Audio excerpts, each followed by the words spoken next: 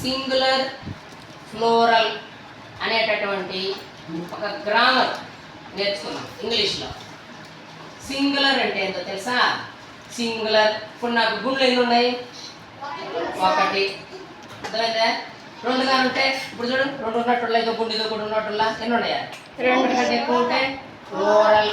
ఇది మనం తెలుగులో కూడా ఒకటైతే ఏకవచనం, ఒకటైతే ఒక వస్తువు అయితే ఏకవచనం సింగులర్, ఎక్కువ వస్తువులైతే బహువచనం ఫ్లోరల్ అట్ట అనమాట. అర్థమైందా?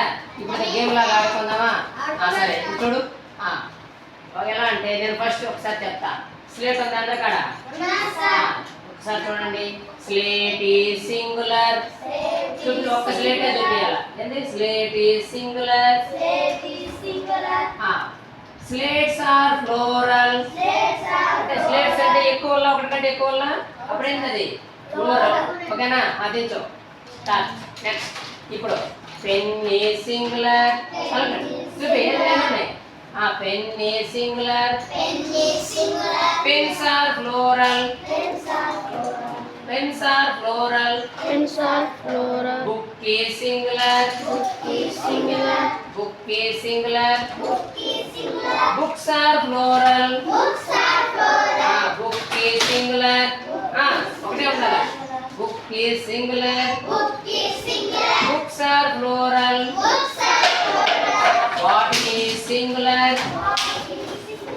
Bottle is singular. Bottles are plural.